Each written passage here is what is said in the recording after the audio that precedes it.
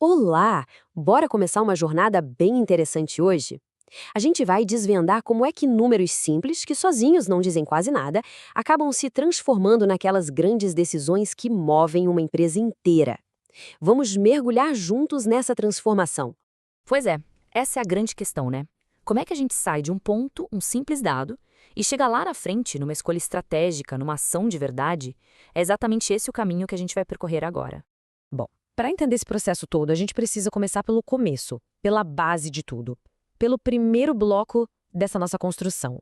Vamos então definir o que é um sistema. Olha, pode até parecer um conceito meio complexo, mas a ideia por trás é bem simples. Pensa assim, são várias partes diferentes, só que uma depende da outra, e todas elas trabalham juntas para alcançar um objetivo em comum. O ponto-chave aqui é esse: nenhuma parte funciona sozinha. A mágica toda acontece na colaboração entre elas. E essa imagem aqui ilustra isso de um jeito perfeito. Cada pecinha do quebra-cabeça é importante, tem o seu lugar, a sua função, mas a imagem completa, o resultado final, só aparece quando todas elas se encaixam direitinho. Isso é tal da interdependência em ação. Agora, vamos trazer essa ideia para a nossa realidade. Uma empresa, não importa o tamanho dela, é um dos melhores exemplos de um sistema complexo funcionando a todo vapor. É exatamente como no quebra-cabeça. Cada departamento, o marketing, o financeiro, o RH, a produção, cada um deles é como se fosse uma peça, um subsistema. Eles têm suas tarefas específicas, claro, mas o sucesso da empresa toda depende de como eles conversam e colaboram para chegar no objetivo final. Certo. Então a gente já entendeu a estrutura, o que é um sistema. Agora vamos dar uma olhada nos ingredientes que alimentam essa estrutura. Vamos diferenciar três conceitos que muita gente confunde, mas que na verdade são etapas bem diferentes e super importantes nesse caminho até a decisão. O mais interessante de olhar essa tabela é perceber a progressão, a escadinha. A gente sai do dado, que é algo bem objetivo, uma observação simples, que até uma máquina captura fácil. Daí a gente sobe para a informação, que já precisa de uma organização, de um toque humano, para dar relevância a um propósito. E, por fim, a gente chega no conhecimento, que é totalmente humano. Envolve experiência, reflexão, é algo muito mais difícil de estruturar e de passar para frente. Teoria é ótimo, mas nada como um bom exemplo prático para deixar tudo mais claro, né? Vamos usar uma situação bem do dia a dia para ver essa transformação acontecendo. Então tá aqui nosso ponto de partida, 24 graus Celsius. E aí, sozinho esse número não significa nada. É só um dado bruto, um número flutuando no vazio sem contexto nenhum. Podia ser temperatura de qualquer coisa, em qualquer lugar. Agora, olha a mágica acontecendo.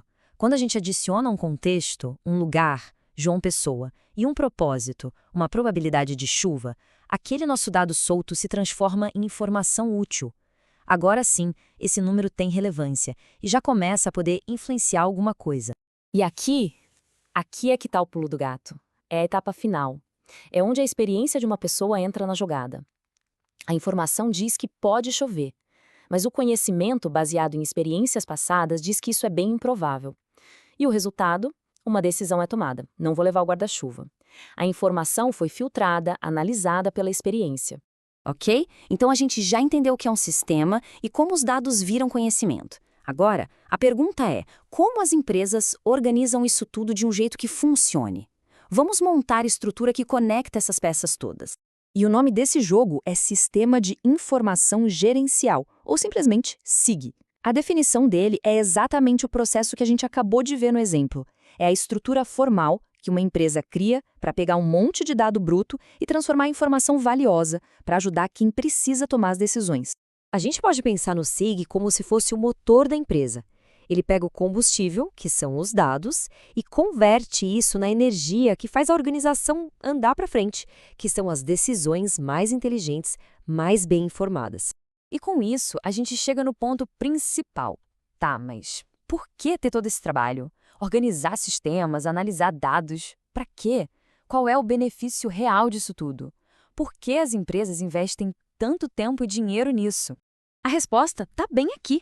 Os benefícios são enormes e bem diretos. Com um bom sistema de informação, as empresas conseguem de tudo, desde relatórios que são muito mais precisos até uma capacidade maior de se adaptar rápido às mudanças do mercado.